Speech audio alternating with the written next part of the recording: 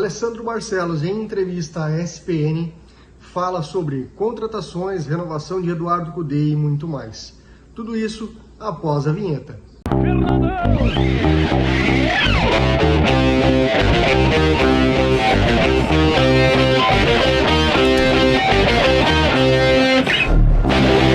Mas antes disso, se tu não tem registro na KTO, te cadastra, coloca lá o cupom RAIZ que te garante 20% de bônus no teu primeiro depósito.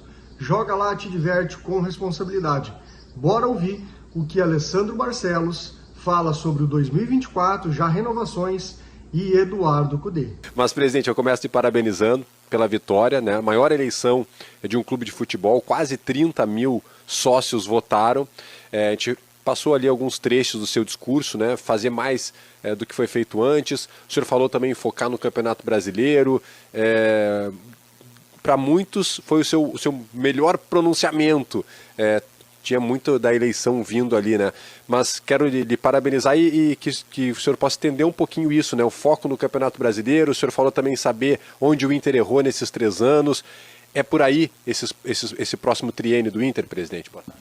Boa tarde, Berton. Boa tarde a todos. É importante o momento que o clube está vivendo, né? Mais uma grande eleição, né? Já tínhamos sido recordista em número de sócios, né, votantes numa eleição no Brasil. Agora batemos esse recorde, chegando muito próximo aí dos 30 mil sócios, né, participando, fortalecendo o clube. Num momento fundamental, no momento em que nós apresentamos, né, aos torcedores a possibilidade de continuidade de um trabalho que foi difícil nesses 3 primeiros anos, de enfrentamento muito forte a uma condição financeira que o clube se encontrava ruim, né, de buscar o equilíbrio com 2 superávites. Vamos agora para o 3º consecutivo, né, o clube nunca teve isso na sua história, a possibilidade de colocarmos a casa em dia. Batemos na trave em 2 campeonatos brasileiros, vice-campeonato de 2021, vice-campeonato de 2022, né, e agora chegamos entre os 4 da Libertadores, com um trabalho que vem crescendo, né, e que vem constituindo aí uma expectativa muito grande. A partir daí também uma condição de investimento melhor, que vai nos dar aí, tenho certeza, com a equipe que a gente tem e com a chegada de possíveis reforços, a gente possa ter uma equipe bastante competitiva, né, mais do que já foi, e com isso também ter melhores resultados, que são as conquistas, os títulos fundamentais. Vamos iniciar o campeonato regional forte, é uma prioridade do clube, na medida em que você precisa recuperar a hegemonia, mas fundamentalmente o Campeonato Brasileiro. Nós vamos fazer 38 finais do Campeonato Brasileiro nas 38 rodadas, a começar pela primeira, né? Mobilizando o clube como um todo, olhando para esse campeonato, porque 2024 fará 45 anos que o Internacional não vence esse campeonato e, portanto, é um objetivo forte nosso, de mobilização de todo mundo, para que a gente possa buscar essa conquista. Deixa eu pincelar um trecho que o senhor falou de um investimento maior. O que seria esse investimento maior falando de futebol? Quanto que o Inter tem hoje em caixa que o senhor pretende investir no futebol para 2024? Olha, Berton, essa também é uma informação, né, estratégica aqui, mas a gente tem trabalhado isso porque o orçamento do clube ele acaba se tornando público. Nós já enviamos ele para o ano que vem para o Conselho, deve ser apreciado a semana que vem, né? Isso dá na ordem aí de 45 milhões de acréscimo, né, nos custos do futebol, que a gente pretende fazer disso um investimento na equipe do ano que vem. 45 milhões é um investimento considerável. Glaucio, o presidente está ouvindo vocês aí no estúdio, para vocês também fazerem alguns questionamentos ao presidente do Inter. Vamos lá, presidente, por favor, a renovação do Cudê é a prioridade nesse momento? Em que pé isso está? Vocês também estão acompanhando aí a movimentação de mercado no futebol sul-americano até, para ver se isso pode interferir de alguma forma no trabalho de vocês? Como é que está essa conversa com ele? Olha, Glaucia, nós combinamos com o Cudê, o término do campeonato, que ele teria um tempo, né, voltando para Buenos Aires com a sua família. Nós fizemos uma contratação do Cudê para esses 5, 6 meses de final de ano muito rápida, uma contratação que na verdade foi muito mais um chamado e um aceite do Cudê para vir para cá, e deixamos combinado, né, que após o final da temporada sentaríamos para tratar disso. O Cudê pediu um prazo, principalmente porque tínhamos um processo eleitoral em andamento, e agora, com certeza, nos próximos dias aí a gente deve sentar de novo e buscar esse encontro de de ideias aí, de vontades, para que a gente possa permanecer. É uma convicção nossa, é um desejo nosso de que o CUDE continue, é importante para nós isso, né? E eu tenho certeza que a gente vai conseguir ter um desfecho positivo. Bom, parabéns, presidente, pela reeleição. Você mesmo acabou de falar que você tem uma convicção no CUDE, a imprensa mesmo que está acompanhando disso mostra que a diretoria do Inter parece bem convicta na manutenção do CUDE, a relação já é boa. Quanto tempo vocês pretendem fazer esse contrato com o CUDE? Porque o Inter, desde antes da sua gestão mesmo, em outras gestões, já vem com um problema recente de ter trocado muito de técnico. Isso acaba quebrando a continuidade de alguns trabalhos. Se o CUDE é um nome que você vê tanta convicção, você pretende fazer um contrato longo para amarrá-lo e, assim, a partir daí fazer um trabalho com mais continuidade no Inter, que acabou sendo muito quebrado nos últimos anos? Nós somos defensores, né, de um processo de continuidade. Infelizmente, o futebol brasileiro a gente tem dificuldade, em raros casos, inclusive nesses raros casos, geralmente são aqueles que mais dão certo, que mais resultado conseguem, né? A manutenção por mais tempo de um treinador, né? O CUDE trabalhou conosco, trabalhou comigo em 2020, teve uma temporada importante, ali lideramos por boa parte do seu comando o Campeonato Brasileiro, depois acabamos nos desencontrando, o CUDE saiu do clube, eu voltei como presidente e neste ano conseguimos retomar este trabalho, né? Que para nós aqui no Internacional é muito importante. O CUDE tem uma identificação primeiro, né? Muito forte com a nossa torcida, uma identificação também importante com o modelo de jogo que o Internacional pretende e gosta de utilizar, que é um futebol protagonista, um futebol que tem bastante intensidade, tem uma relação física importante, e isto, sem dúvida nenhuma, são atributos, são questões importantes que a gente considera para a renovação, né? Então, nesta renovação, considerando que essas são convicções nossas, a gente vai tentar trabalhar com o maior prazo possível para que a gente possa, independentemente, né, das questões que envolvem o futebol, o externo, as pressões que existam, ter uma continuidade, porque a gente acredita que a continuidade, por isso agora a renovação do CUDE é importante, são aspectos fundamentais para você ir construindo uma equipe multivencedora, uma equipe que venha conquistar títulos. Olá, presidente Barcelos, é o Paulo Calçade, um prazer ter você aqui no Sport Center. Pensando no Inter de 2024, né, do jeito que você mesmo falou, tem dinheiro, né, o que tem aí disponível para contratar. Na formação do atual elenco, a gente encontra um Inter com jogadores muito experientes, bons jogadores, mas tem muitos jogadores acima de 30 anos. E a gente sabe que o futebol brasileiro é cruel com isso, né? O futebol brasileiro não te permite desfrutar disso que esses jogadores acima de 30 trazem para a gente, porque é uma loucura. Então eu queria saber, pensando nos investimentos para 2024, a ideia é trazer jogadores um pouco mais jovens para poder suportar a temporada, fazer uma mescla com os mais experientes. Dentro dessa gestão técnica, do olhar para o elenco, o que vocês estão imaginando para reforçar o Internacional? Porque, infelizmente, a gente é obrigado a falar, às vezes, da idade do jogador. O Valência tem 34 anos. Pô, não é fácil jogar 2 vezes por semana, às vezes 8 vezes por mês, e exigir o mesmo rendimento do sujeito no primeiro jogo e no 8º, né? Então eu queria saber de você. Não, eu entendo, Calçade, boa tarde para ti, eu entendo também que é importante a gente ter este equilíbrio, né?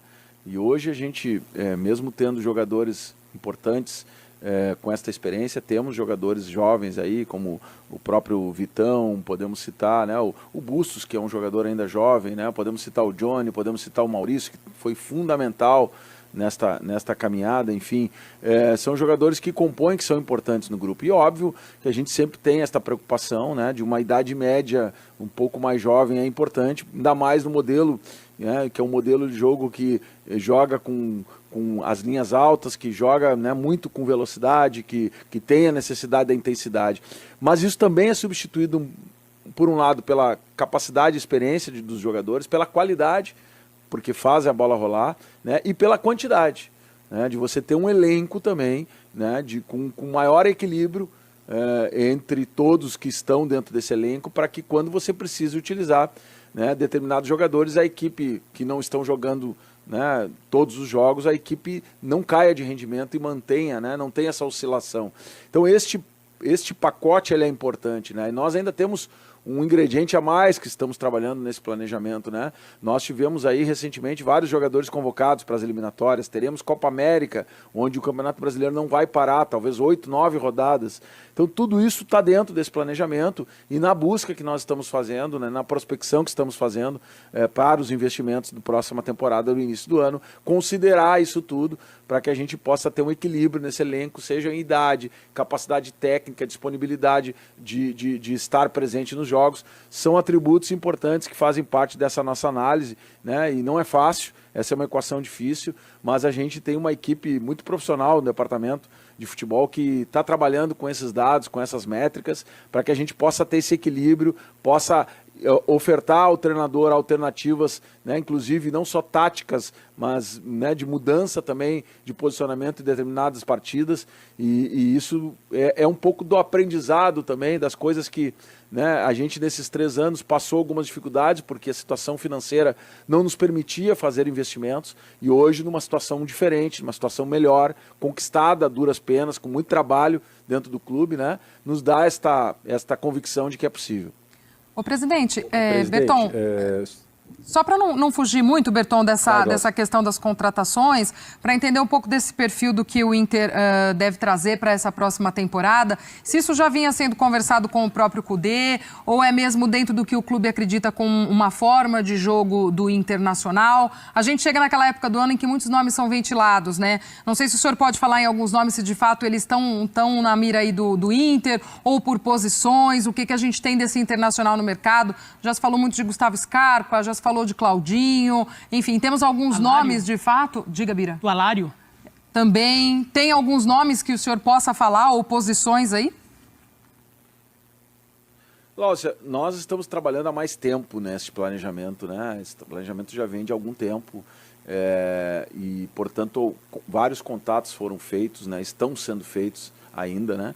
Para que a gente possa dar ao treinador ou dar a nossa equipe as condições todas já no início do ano, né? Nós tivemos em outros anos dificuldades, porque tivemos que buscar oportunidades de mercado, sejam elas, infelizmente, através do que aconteceu e acontece ainda na Rússia e na Ucrânia, onde a gente foi bastante efetivo na busca de jogadores, numa janela, na outra janela, mais efetivamente, quando chega Ener, Arangues e Bruno Henrique, a gente teve que esperar o final de contrato para que a gente pudesse ter condições financeiras, né, de trazer jogadores desse nível. E desta vez não, desta vez é diferente. E isto está sendo sempre trabalhado em conjunto pelo departamento de futebol a gente conhece muito bem o Eduardo Kudê, a gente sabe como que o Kudê gosta, a gente conversa sobre futebol e conversou ao longo da temporada sobre jogadores, então essa sinergia ela já existe ao natural e a gente está trabalhando. Eu não costumo, isso foi assim ao longo de todo o mandato, né, do primeiro mandato e continuará sendo por uma questão de interesse do clube, né, respeitando sempre o trabalho do jornalismo que precisa buscar as informações e muitas vezes, né, tem buscado até com certa coerência, né, e tem acertado. Mas a gente não fala em nomes porque eles podem, em algum momento, atrapalhar a negociação. Tem outros clubes interessados, tem processos que os próprios jogadores ou seus agentes estão nos pedindo também isso. Mas, infelizmente, alguns nomes surgem. E aí, se a gente, estava dizendo agora há pouco aqui para o Berton fora do ar, se a gente começar a desmentir todos os nomes, a gente pode, em algum momento, né, atrapalhar também o trabalho da imprensa e também, quando a gente não desmentir, achar que aquele que a gente não desmentiu, então é porque estamos confirmando. É uma situação delicada para o lado de cá também, mas a gente está trabalhando muito forte aí para que, assim que as coisas forem se concretizando, poder ir comunicando ao torcedor, porque tudo que a gente quer é prestar contas também um pouco desse trabalho e poder dar alegria ao torcedor, porque sempre que a gente anuncia um reforço, isto vem para o bem do time e, consequentemente, vem ao encontro do que o torcedor espera. A gente estava conversando exatamente sobre isso, Glaucio, e você tirou a pergunta da minha boca. Eu ia falar exatamente, ia perguntar sobre Desculpa. o Alário, eu ia perguntar sobre o Naitan Nandes, que agora é um jogador que vem sendo falado também, que está no Cagliari, o presidente já falou que não vai falar de nomes, enfim, a gente tem que sempre tocar nesses assuntos. Mas foi citado também o Gustavo Scarpa, presidente. E aí, mais do que falar num nome, eu sei que o senhor já falou que não vai falar nome e interesse, mas é um jogador que, assim como o Inter, o Palmeiras cogitou, o Atlético chegou a abrir uma negociação, o Flamengo... O Inter, pelo menos consultou, é um sonho do torcedor, o Inter busca um jogador para a posição, chegou a fazer uma consulta, é viável o retorno hoje do Gustavo Scarpa? O que tem de interesse do Inter nesse jogador? É isso, Berton, são jogadores procurados por vários clubes, então a gente tem que ter, né, sempre que falar de nomes como esse, ter um cuidado, né, seja para você também não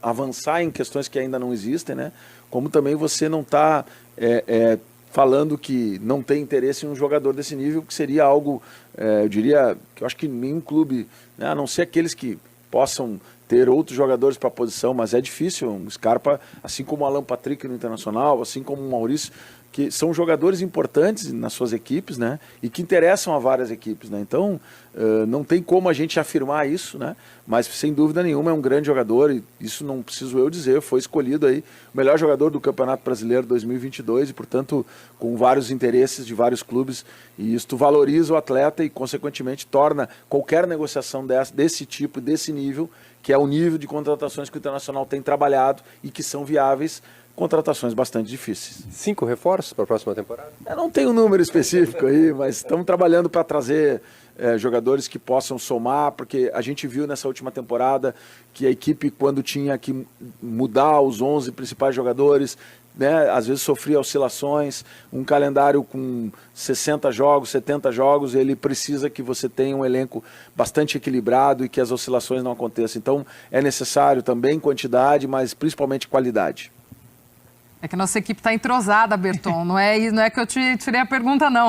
Aqui a gente joga entrosado. Já falou dali, outro já pensou daqui. Vai, levantou. Bom, presidente, claro que a prioridade do seu trabalho neste momento e o que está mais na cabeça do torcedor do Inter é a preparação para 2024. Mas falar um pouco assim, até um pouquinho mais para frente, a partir de um passado bem recente, né? A eleição do Inter junto com a do Grêmio, ali pelo formato, a mais democrática do futebol brasileiro. A gente até saúda e gostaria que outros clubes tivessem eleições tão abertas assim.